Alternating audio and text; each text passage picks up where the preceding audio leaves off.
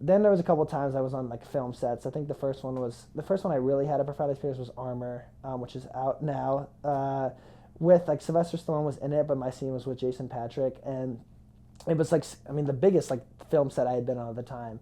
The moment I had there, just like getting offset, I was just like, this is a feeling I've never had in my life. Like, I want to keep doing this. And it happened again with Alarum when I had the scene with Sylvester Stallone, where it's just like, if I can have moments like this with like people that were like my childhood heroes, like I grew up watching Rocky, man. I was Rocky, like, man. And I'm like sitting there bawling like in like happy tears, like this is the coolest thing ever. Even behind the scenes stuff, it's like he's having like, we're like problem solving, how talking about how we're gonna do the scene together, like off camera, and it's like.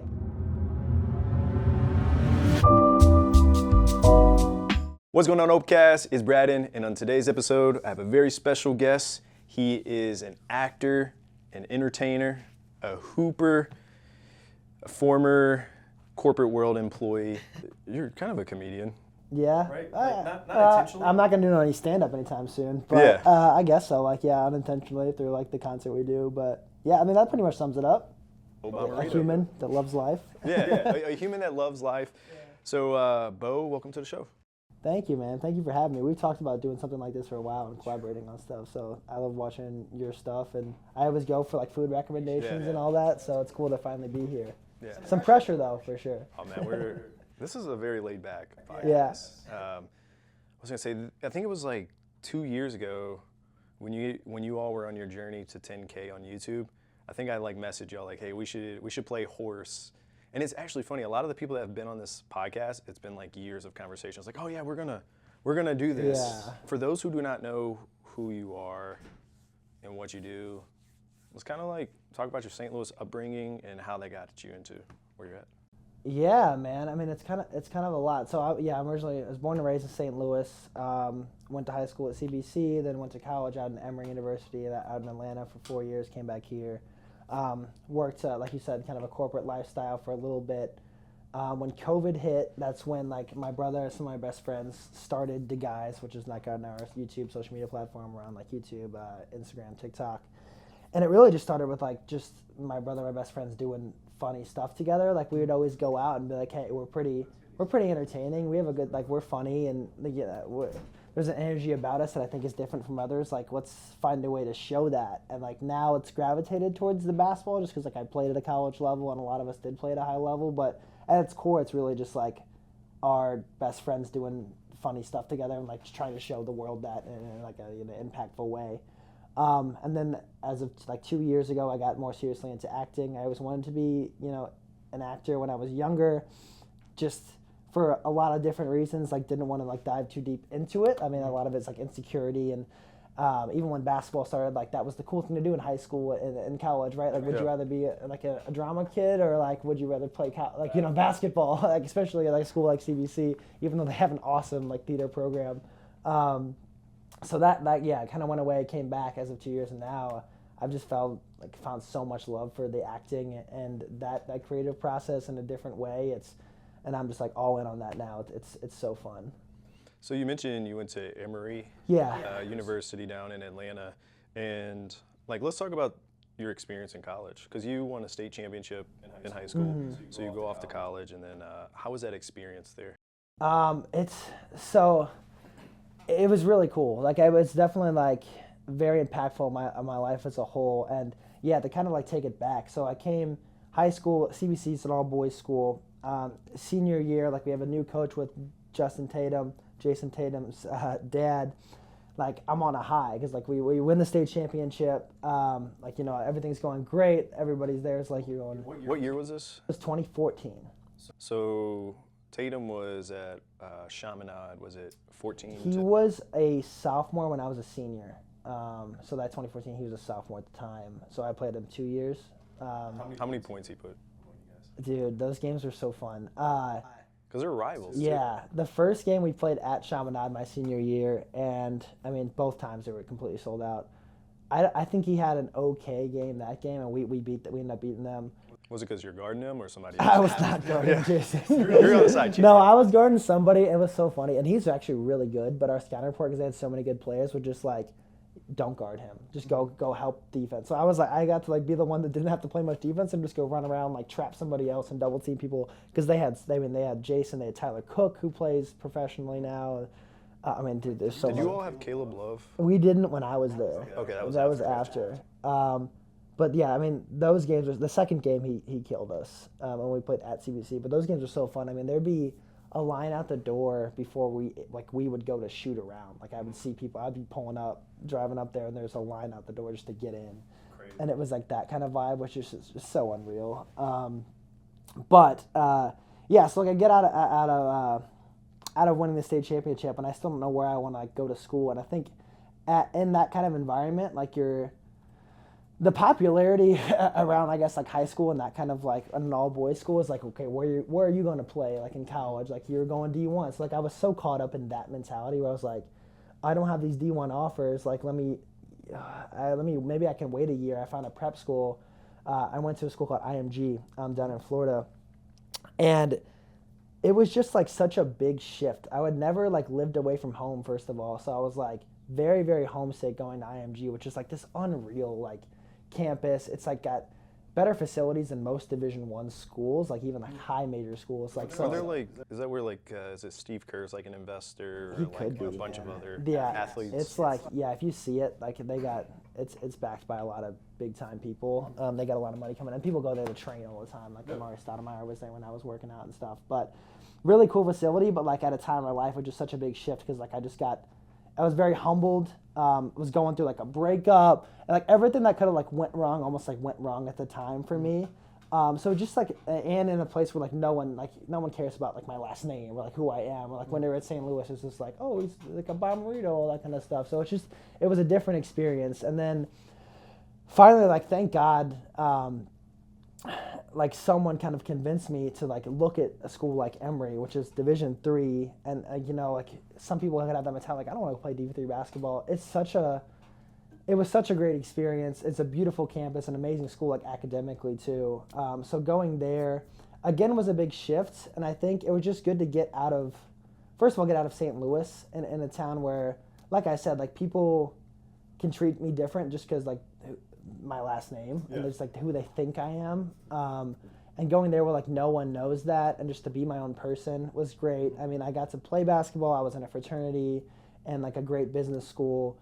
And Emory's such a diverse campus with people just all over the country and so many different walks of life.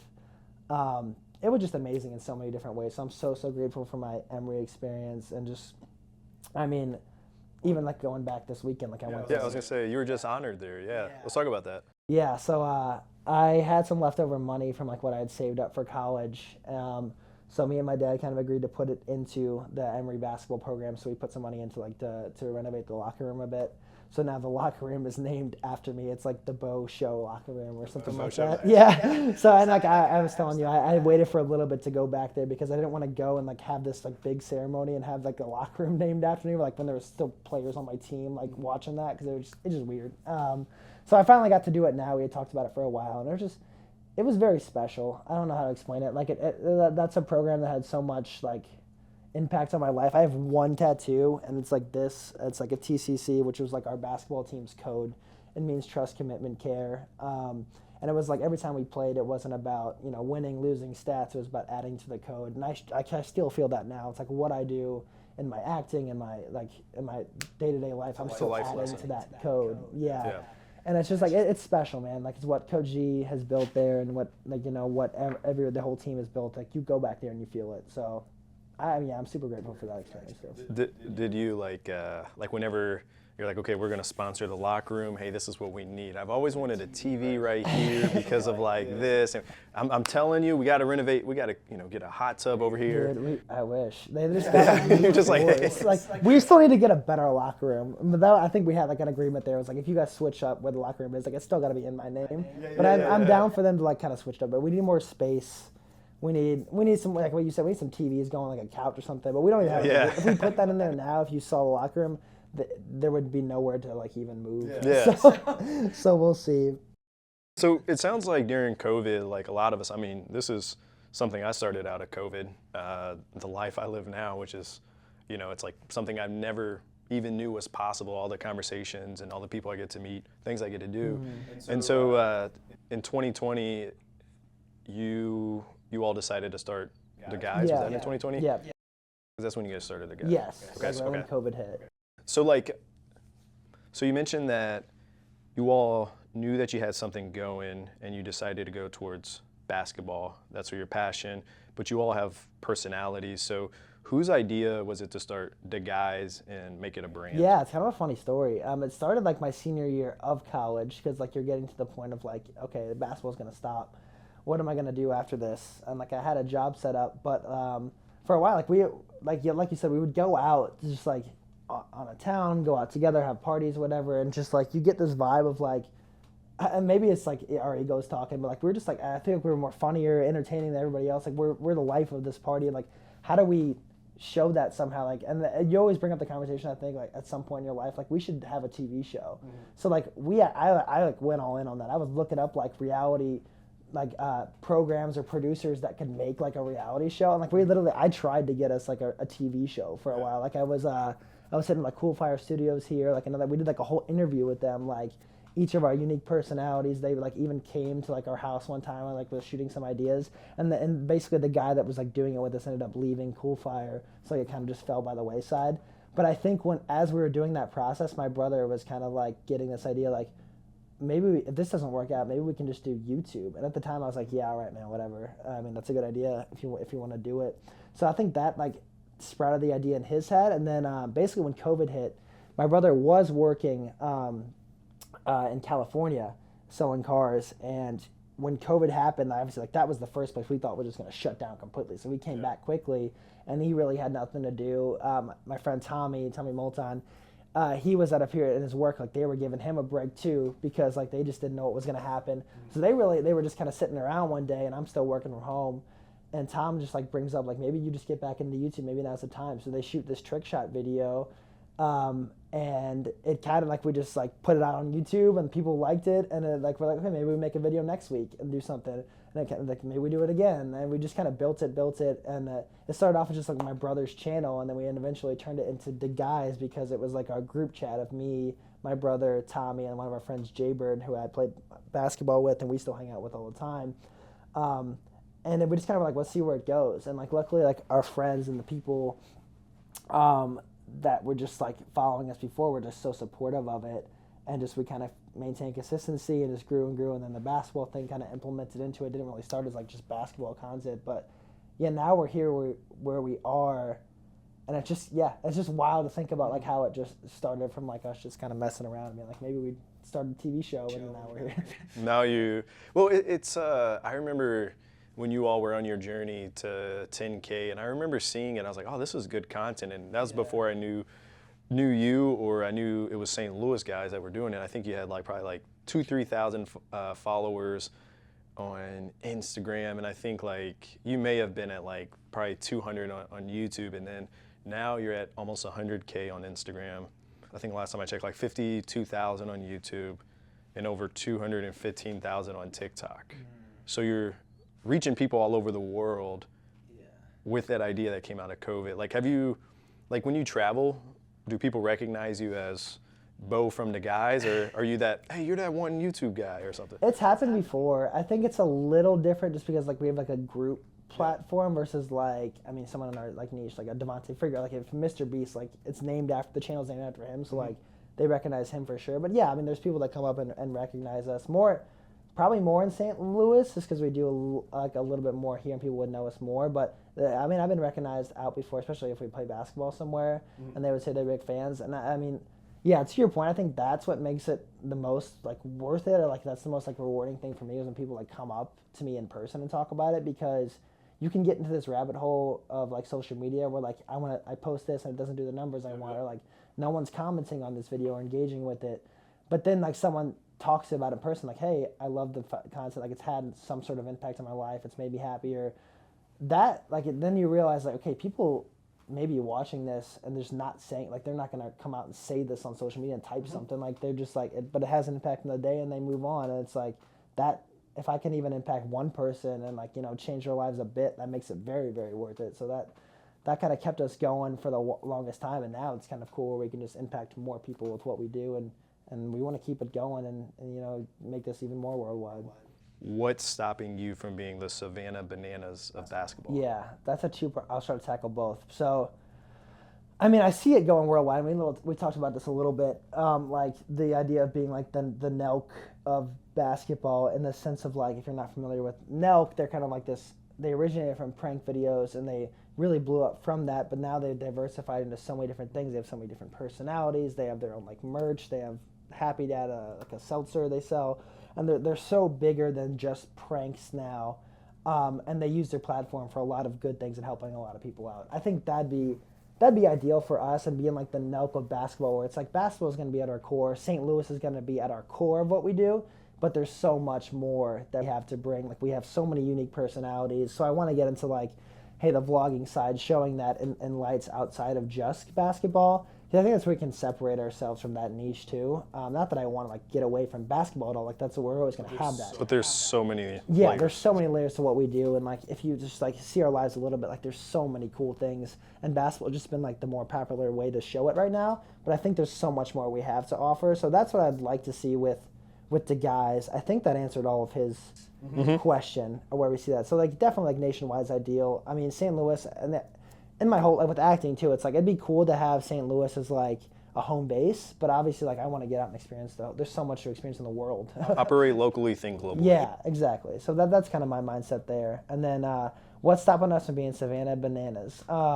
Time and money, maybe. Yeah. I mean, that's the big thing. It's like I want to put more time into what we do, and I think now that I quit my full-time job, like I can put more time into like growing it.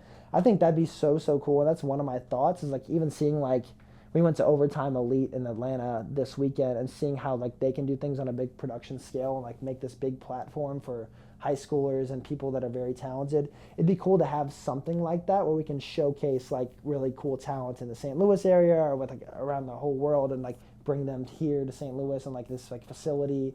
That'd be awesome. It would take some investment from other people and other buy-in and like time on my side to really put into it and make it good. But I see it, man, because like that's a good dynamic for us. Like, we love the entertainment aspect of it too, but we can also play at a high level. Yeah. So it'd be cool to have both, and I'm sure there's a way we could figure it out. But I mean, it'd be hard to compete. Like, the Savannah Bananas are awesome. Yeah. Like, I want to make it. I mean, you're gonna be yourself and unique. And I remember, I think it was like early on, man. I'm actually after this interview, I'll look it up on the account for the guys. But I was like, I don't know, this could have been 2-3 years ago. I was like, man, I could see you guys have like selling out Shea Fits. Yeah. But man, I don't know, I can help you with strategies on that. No, I'd love that, man. But possible. Yeah, and I've had that vision too for a lot of what we do. It's just, yeah, sometimes you just gotta go for it, and I want to make sure it's done the right way though. So your dad was in a recent video and played a game with you all. What does he think of all the trolling you all do on the court? Dude, I can't believe we got him to play a game. It took him took so much convincing to get him out there, but like I was so happy. Like, I don't care how that video did. Like, that was like one of the biggest wins of 2024 for us, to get my dad out on the court. He's supportive of it.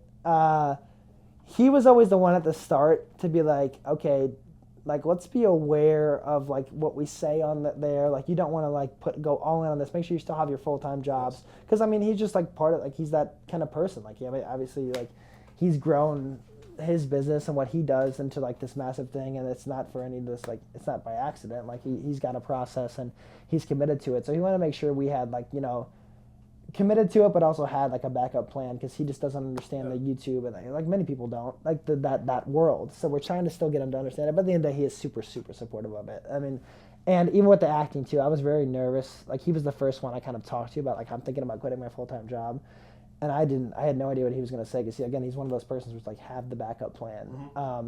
And when I brought it up, he was just kind of like, you know what, I am so supportive of it. This is the time to do it. I will help you, support you in any way I can. But let's think about this, critically, and strategically how we're going to do it. And like, that meant the world to me too. But yeah, I mean, him playing on the court, it's a little different story. He's not you can tell it's not much of a basketball athlete. They call him spaghetti legs for football. I don't know what that means. I don't know if that's a positive or a negative thing to be called spaghetti legs when you're out there on a football field. But basketball is not his strong suit, but he's so funny. You can just tell by his, like, he's always wanted to chirp in there and saying one-liners. So I got to get him back on the court. And he was passionate about it too. He was mad that like we have another friend, Adam, who went out there and played. And he's like, Adam scored more than me out there, man. He's like, I got to get out there, dog. And so he's already, I think he's hungry to get back on the court. So I'm so down to have him play again. 2025. Yeah, we need it. We need it. Let's talk about your acting career because, you've been putting in the work and now you're starting to have opportunities slowly but surely. At what point did you decide, like, okay, I'm going to sign up for class, I'm going to become an actor? Yeah. I'm trying to think how it really, like, it was always in the back of my mind. And I think with the content, I became more comfortable in front of a camera to where it became like more likely to happen. And honestly, it started with a conversation I had with my girlfriend at the time. We were just talking about our goals and what we want to get into. And I kind of just brought up like, hey, I kind of would like to get and try acting again. And she kind of just said, well, I used to work with this talent agency, Now Talent, who's now my agent in St. Louis. When I was younger, like I can just like sign you up for that. And so she literally got on my laptop, filled out the application for me and just signed me up. And then I did like, an audition for them and it got into Now Talent and then posted something on Instagram. And my friend Keenan O'Reilly, who's the director out in LA, reached out to me right when he saw that and was like, dude, are you getting into acting? I'm like, yeah. He's like, that is so cool. If you really want to, like, you're serious about it, there's this class that one of my friends took that is just, now that he's gone through the 2-year program, he's miles ahead of all these other actors I work with. I'm like, yeah, let's do it. Let's try it. So I just kind of went into that, started taking classes at Baron Brown Studio out in LA over Zoom, like 2-3 times a week. And from when that started, I think I started to just get, like, first of all, learning the technical side and being more comfortable, but also just being more passionate, hearing, like, those actors and how they work and how fun it can be, and just, like, learning that process. I figured I really loved it. Like, I would stay up from, like, after work, after the guy stuff, from, like, 8:30 p.m. to, like, midnight, or even sometimes after midnight, the classes would run over, and just do acting stuff. And I just loved, like, I was having so much fun. Like, I really enjoyed it. And, like, normally it'd be a grind because I have to wake up at 6 a.m. the next day, but I was like, this is great. This is what I want to do. You fell in love with it, man. Yeah. And then, like, there was a couple times I was on, like, film sets. I think the first one I really had a profound experience was Armor, which is out now, with, like, Sylvester Stallone was in it, but my scene was with Jason Patrick. And it was, like, the biggest, like, film set I had been on at the time.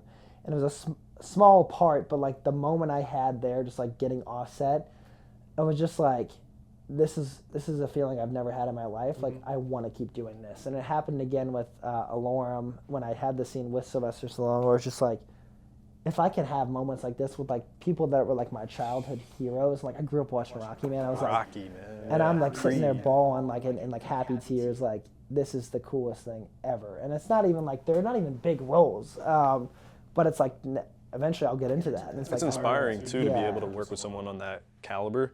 And then you're like, man, I'm in the same helicopter as him, Exactly. for this scene. Yeah. It's like, even behind the scenes stuff, it's like he's having, like, we're, like, problem solving, talking about how we're going to do the scene together, like, off camera, and it's like. And you're very professional, but it's also like, Exactly. what? That's exactly what it's like. Yeah, it's like, because in the moment, it's like I said, he was in every scene from like 4 p.m. to 4 a.m. because he was shooting Tulsa King at the same time. He was only shooting for 2 days. And it's like, so everything's moving super fast, and we're trying to figure this, that. So at the time, I got this, like, straight face, but trying to be very professional, like, let's do it this way, let's do it this way. Okay, see, like, it's done. It seems like it was, like, in the blink of an eye. I get off set, and, like, it still takes me a second, and then I call my mom and just start bawling. I was like, this is the coolest thing did it, ever. man. And it took a while to, like, all hit me. But that's kind of how it is. It's like so much like hurry up and wait, get to it, happens, and then you have to process everything that just happened. How hard was it to keep this as a secret? Kind of hard. Because you're like what, you're going out to LA. What are you up to? Oh, I gotta record a movie. What is it? What is it about? I can't really. I feel like this one, like, it wasn't like I signed an NDA and, like, it was okay to, like, talk a little bit about it. Obviously, I didn't want to really, like, the plot of what happens, because, like, my character, like, there's some big moments that happen with him, which is fun. So I haven't, like, talked about that. So that part was kind of hard to kind of explain what was going on, but I could probably say I did my scene with Sylvester Stallone. I was working with, like, at the time I was in acting classes, like, working through how I was going to do the scene too, and, like, to tell some of my classmates and have them really be excited too. That was really special. So it was, like, difficult, but I could still, like, relatively talk about it where it wasn't, like, too bad. I wasn't, like, just holding all this in, like, I can't say Sylvester Stallone. I can't say, like, that. I wasn't, You like, can't that. say it, yeah. But yeah, I mean, that was really cool. How do you mentally prepare yourself for a role? Oh, that's a whole process. How long do we have? Let's say, okay. I'll give a SparkNotes version. Yeah, SparkNotes, Yeah. ChatGPT, and Forson's. No, I'm just, So first you want to get an idea of, like, in my opinion, the vibe of what, like, the script or like whatever you're doing, like what's that about? If it's like an action movie, comedy, what's going on in the plot, all that. But I think the biggest thing is obviously like your character itself and digging deep into that. I'm trained in what they call the Meisner technique, so a lot of it is like using your imagination versus like your personal like sense memory or like, you know, personal trauma and stuff. Like, so how do you kind of imagine things and how do you put yourself to live truthfully in imaginary circumstances? So how do I best like kind of paint that picture? And for character work, I mean, first you kind of dig deep into, I mean, there's like, I really go through like a 50 question thing of like, how was I born? How was I done this? How was I do like, you know, what's my hometown? What's my political beliefs? Like all these little things can help that you don't think about, because when you get on set, like there's like a script, but like when you internalize so many like different aspects of a character, it feels a lot more natural when you're out there. And I think another thing is like being able to, what makes this character relatable to you and other people. So like there's like, for example, in Lovesick, I play like a short film I did here in St. Louis. I won't get too deep, in case you want to see it, I won't get too deep into the twist, but he's a guy that's very troubled, and he kind of goes through heartbreak, but also makes this, like, he has a crazy twist at the end where you don't expect this from this guy. So even though I'm maybe not be doing the actions he would be doing in real life, what can I relate to about that character? I can relate to like having my heart broken. I can relate to emotional, you know, trauma that I struggle to process and deal with. I mean, I can relate to like intense anger or like rage and things that go through that. So what makes him relatable, and what will other people like relate to too? They can relate to, like, you know, going through a tough relationship or tough times and having those moments too, and kind of picking through that. And then once you get into that, I think the character is by far the most important. Then the moments just kind of come naturally once you have an internalized like character, and then you can start to break through like the script analysis and like, okay, what happens in the scene. And then I guess the last thing I would say is how you feel about other characters and your scene partners, or how I would feel in a script. So if we're in a scene together, how do I feel about you? Do I hate you? Do I love you? Are we like best friends? How long have we been friends for? All that kind of stuff is like important to go into a scene. So you could be saying something, how I'd react to it would be different if I loved you or hated you, right? So that kind of stuff is important too. And there's so much more, but that's kind of the SparkNotes version. Yeah, it's interesting. So like in the class that you took, like you're learning all about your facial reactions and how, you know, we have, I don't know how many muscles in our face, but like the eye contact, the eyebrows, you know, the smile, like you're learning all of that, right? Yeah, and the technical stuff is important, right? And like they'll definitely tweak that and teach you, and that comes with time. In my opinion, and I think what they would teach too, is like that's a part of it that's very important, but I think the most important is like internalizing and living through an event. And when you're in that flow of like, okay, I am this character, this is what's happening, I'm living through this actual moment that's happening, a lot of the eyes, the contact, the technical stuff can come more naturally, because then you're just out of your head. You're not thinking about, should I do this differently, should I do that, should I tweak that? And the audience can feel it really, where it's like, okay, this is very like, I'm in it, but like he's very in this, whatever's going on. And they're not thinking about acting anymore. They're thinking about watching this movie and living through it just like I am. So I think that's like number one most important. But after that, then you work through the technical things. And a lot of my classes were over Zoom, which some people would think that could be really hard to do. But I think it's been very helpful, because a lot of self-tapes or auditions now are done over Zoom. So like you have to or like self-tapes where you record it kind of like looking like that, where I'm like face to face. How do I do the camera? So it was good for me to like know how to act in that like frame where it's like from here to here, like how do I move myself in that position where that's all people can see in class too. So like that was super helpful for me. And then I mean, acting a lot on film is a lot more forgetting the word for it, but like intimate, I guess, versus the theater where you can kind of be a lot more like this. They see every little thing and they pick up on it. So if you're feeling something, normally it doesn't take a lot to have to show it. If you just have that emotion, it'll like, people will notice it. I signed up for, it was like acting for the screen class, I think. I'll start it this Saturday. over at Coca, because it's like, you know, I've done like fun videos with like Truex, like I kind of like what you guys do with the guys, where you're like doing something, you get that quick zoom, like office style, but it's like something I'm just interested in learning is just, you know, how do I not look at the camera?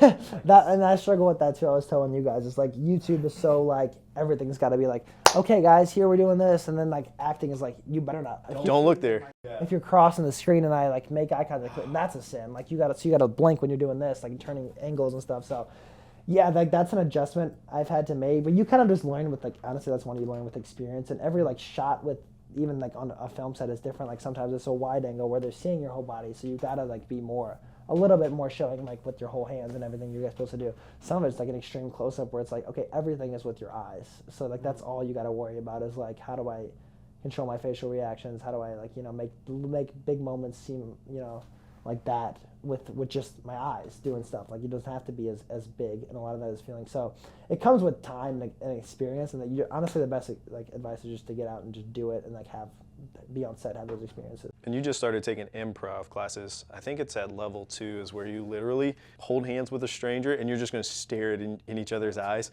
for like 2 minutes. It's different. It builds that team bond. You're gonna be like, you're gonna wanna blink, you're gonna wanna look away. So he started taking improv, which I attribute a lot of like my success, whether it's on camera, on the news, in front of hundreds or like, you know, was it Celebrate St. Louis last 4th of July in front of a few thousand. I attribute a lot of what I'm able to do because of improv. What made you decide to get into improv? Yeah. At least improv classes. Yeah, for sure. I think first I just wanted to take more classes. I was done, like I graduated from like that acting program at Barron Brown, so I was still looking for other things I could do with them, but also what can I do more like in person in St. Louis too, just to like have that like interpersonal connection, because it is different to when you're like in front of someone. And just like I don't know if it's like a snobby thing, but I was like, okay, I took classes in LA. I don't know if I want to take like straight up just acting classes again in St. Louis, because I feel like the people in LA maybe they get it more. I mean, I'm sure there's great classes here too. I don't know. They're in it every single day rather than maybe every few months. Yeah. So then I was like, oh, well, improv would be something different. I could really get into like a different skill I want to learn. I really want to embrace like learning this year and trying new things. And I think that was something, and I also wanted to be more comfortable like from a comedic side. I know the improv shop is more heavily on the comedy. It's like a lot of the acting class we did was like, quote unquote, it was unscripted. Like we'd have moments that were just like you have to decide, but a lot of it could be around like dramatic things that happen, or like, you know, finding out like a big bomb drops or something like that. So this one is focusing more on the comedy side. Like I said, talking off camera, like comedy can be pretty intimidating, even though it's like a funny thing when you're watching it, because you're like worried about like, is this gonna be funny? Am I gonna look like I'm trying too hard to be funny? Am I like, is what I'm gonna say gonna hit different? Like, do I have to get the timing down right? So there's so many like little nuances that I think like the improv will take a lot of that pressure, the weight off of it, and just let me be myself more and find my own like comedic energy, I don't know, like vibe of it. So I'm excited for that, and just being like I talked about last night, like at the class, just being in front of people is a different vibe, and having those like connections and people they're not just actors, and they're people from all walks of life just trying to learn improv, or just like, you know, get out, meet people, or just like get out of themselves a little bit. So it's cool to have those experiences too, to get out, especially when it's like freezing cold right now in St. Louis and no one wants to do anything. I think it's great. Part too about that is in level 0, or just throughout all the classes, I guess, you know, there would be someone that's, you know, 60 years old doing it for the first time, someone that's 30, someone that's like 19, and you're just like, man, we're all just here, all different perspectives. And what I've realized, at least with improv, because like me naturally, I love making jokes, I love giving the details to like paint the full picture. And in improv, you have to like paint the full picture, but it's more of like when you're just relating to a normal person rather than throwing in the joke. And it took like even my coach a while for them to like, or my coach and my team to realize like, I naturally just make jokes. Like the world is serious, so if I can just, you know, make people laugh, like that's just naturally what I do, because they thought I was trying to be funny, and I was like, no, I just joke. Like I'll be in the corporate, like I'll be in the corporate setting, and I will say something, it will get people to laugh, but it'll be very serious, but it'll still be funny. Because I think like humor is just like an impressive like intelligence to know I can read this person right here. I know what will make you laugh. Sorry to interrupt. Yeah. I love that like kind of humor too, when like people can just be like straight faced and say like a joke and just like not laugh at their own joke, Yeah. but like it looks so that like, their delivery is like so straight on, dead on serious, but like the funniest thing you've ever heard. Yeah. that is awesome to me. It's fun. So, how many movies have you been in so far? So that have came out, there's been 2. I've shot 2 more, I believe, that haven't come out yet. One was well, both were in St. Louis. One was called Connection. That was a fun, like, kind of thriller type vibe. And then one was called Greg's Going to Rehab, which I think it's going to be really, really good. It had a couple of bigger names in it. Jim Beaver's one, who was on, like, Supernatural. He was in The Boys as, like, the president. It has Cameron Mann, who's super, super talented as the lead. Sailor Bell, who was in, like, the High School Musical TV show. So, like, a lot of good people. And just, like, it was a great vibe, like, on set the whole time. I got to play, like, a high school bully who was, like, throwing people in lockers. It's like a coming-of-age type high school movie vibe, but a lot of, like, fun moments in there. So I'm excited for that one to come out. Then I did Alarum and Armor, which are both, like, kind of the action movies, a little bit bigger budget, bigger scale. So. How can people watch each one of those? Armor is out, I believe, on Amazon Prime and Apple TV, so you can check that out there. Maybe Google Play as well. I think Alarum also Apple TV, Google Play. I don't have much information on Greg's Going to Rehab yet. I'm sure you can follow along on like IMDb and like when that will come out, the release date. But IMDb. as soon as it does, you can. If you follow me on Instagram, I'll definitely be posting about it at the Beau Show 30. And then I don't know what connection. I'll do the same thing. I'll just probably be promoting it, but we'll see on those. But I'm excited for those to come out. Those are cool, like, because they were shot in St. Louis too, so it's cool to see like work being brought here. Mm-hmm. I mean, with a film credit, and you know, it sounds like a lot of people want to start bringing that here. Like we saw all the success in Atlanta. You know, every movie has to have that Georgia peach if it's recorded there. So it's like I've been to Central Park so many times, and what makes Central Park special really is just all the buildings around, right? But I think Forest Park is much more beautiful, so I'm excited to like see that utilized in movies in the future. Well, there's so many cool parts of San Diego too. Like there's like the Loop. I mean, the art. Like there's so many little gems that I feel like can be utilized. And even though like they're building those studios in like the Valley area, I think it's gonna be a lot of music, but hopefully some film stuff too. And like I said, I said it before. There's so much potential with St. Louis and like from a scenic aspect too. So. Yeah, I'm excited too, and there's been conversations around it, so we'll see where it goes.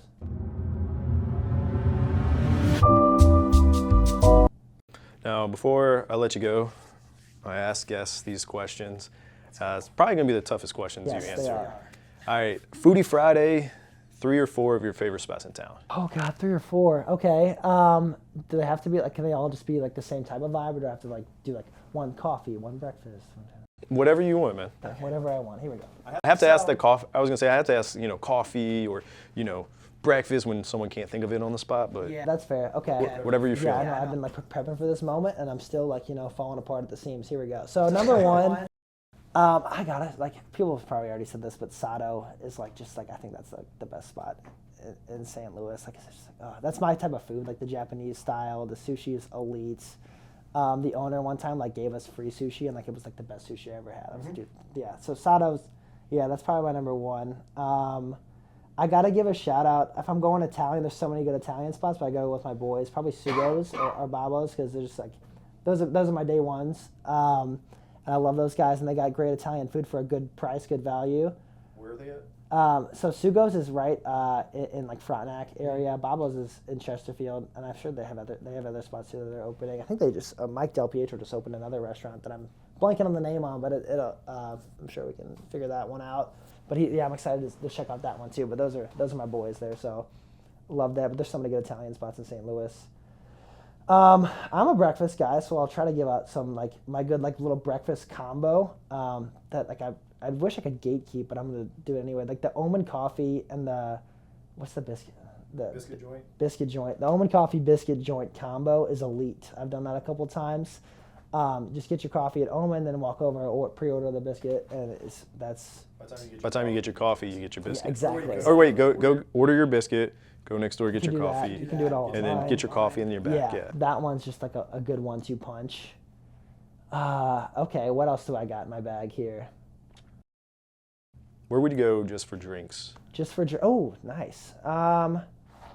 Again, this is I guess kind of cliche. I like Brennan's a lot. I think Brennan's is a vibe. But again, one I wish I would gatekeep because it's a little bit more intimate and like it would be packed if everyone went to it.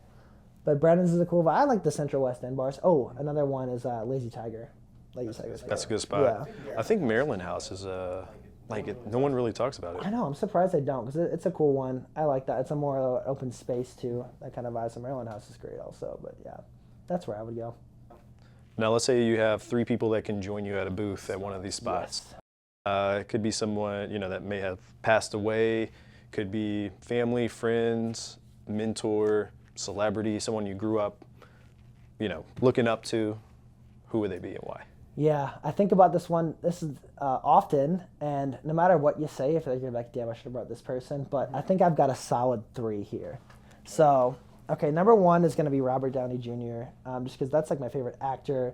I love his life. He's such an inspiration. I think he'd be a great guy to have dinner with because he's going to get like conversations started. He's like seems like a very open guy and can make some conversations, get us going. So we're going to all feel comfortable there with Robert Downey Jr. And I'm going to learn a lot from him. He's amazing.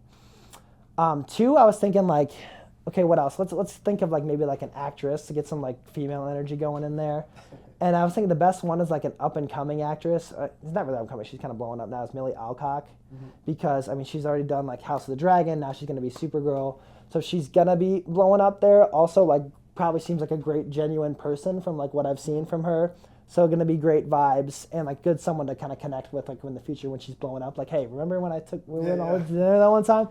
So she'll be great. And then 3rd, that's when I got to bring someone back to life. And this one's more like a if you know kind of kind of thing. Is Andrew Carnegie? Is that his name? So basically, long story short, the thing with him is like he was someone that was really blew up at the time because he got all these like secrets of the universe and understood how the universe works, how the mind works and all these little things. And he was the one person there where like there's this big secret society. He was willing to tell people about it and wanted to, and he faced a lot of like backlash because of it. So I think he'd be the one I could probably get some information from to talk to. He'd be willing to talk about it. And to get that kind of like secrets of the world, that'd be pretty fun. I don't want to say too much more because maybe I'll be on some sort of list, but like that'd be but that'd be cool to to learn from him. So I think that's a pretty elite 3 because I got Robert making conversation, Millie Alcock just a vibe, and then Andrew Carnegie we're getting deep. Like that's like more like okay, dessert's coming, the wine's coming. Let's get into the real secrets. Yeah. We've warmed each other. Yeah. Now, words of wisdom, whether it's someone that is listening and going through a tough time or someone that aspires to do what you're doing, what would they be and why? Damn, there's a lot. But I think one thing I've learned is just embrace your own process. And like everyone's going to do things differently. So don't get so caught up in like this person that is a big time actor or a creator or an athlete and he does it this way, but I don't have that, so I can't do it. Like, or I don't have this yet, so I can't. Never get caught up in that. Everyone has their own unique process, and that's what makes like life and the world so awesome. It's like everyone brings their own unique point of view. So if you're trying to be like somebody else, like you're already behind and you're already losing and you're not going to be happy. So do what makes you really happy, and then and just work at it. What do you really love to do and spend the extra hours? And with that, once you get into that, I think consistency is the number 1 thing. Like just be consistent. Like that's what we did with the content. That's what I did with acting and like just taking classes and learning it every day. I do something to like grow from in both those aspects. And just if you really love that kind of work, like that work will just not feel like it's so hard and difficult, right? And I think I'll quote kind of like the Rocky and Sylvester Stallone himself. It's just like never let somebody tell you what you can and can't do because they just don't get it. Like it's your journey, it's your process, and that might have not have worked for them or for 99% of people, but you're different. Like you're built different. That's how I always kind of go about it. It's like okay, it's gonna be hard to make acting work, and like some people will say they just don't get into it, but okay, it might not work for you, but I mean, I'm a little different. I've come from a different background, and I think about the world differently, and I'm going to make it happen. And I think you've got to be of that mindset, whatever you want to do in life. It's just like, don't let someone else tell you what you can and can't do. Just, follow your own love. Like that. I mean, I see it as like everything is possible. Yeah. You guys were told that, hey, you can't have a TV show where the person left, so you're like, all right, You could have just quit, Yeah. you know, but instead you're like, you know what? YouTube. Let's create something on YouTube. Let's, you know, that's where the eyes are anyways. And look how far, you know, you guys have come with the guys. And then I'm sure that has had inspiration in you, in your acting. Like, man, I'm kind of, you know, I'm acting on screen when I'm Mario or the Minions. Now, how can people follow you? Yeah, so on the guys, we're on YouTube, Instagram, and TikTok. You can follow us on just DAGUIS, the guys, on YouTube. I think of someone on Instagram and TikTok. I believe we're the guys STL, so just the same thing, but add STL to the end. My personal, I'm on Instagram with the Beau Show 30. I'm on TikTok too. You can follow me on TikTok if you like that, and probably on like Facebook. And I got a LinkedIn profile. I don't know, whatever. Are you on IMDB yet? Oh snap! That's official. Yeah. Well, I appreciate you, bro. Yeah, thank you, Braden. It was really fun.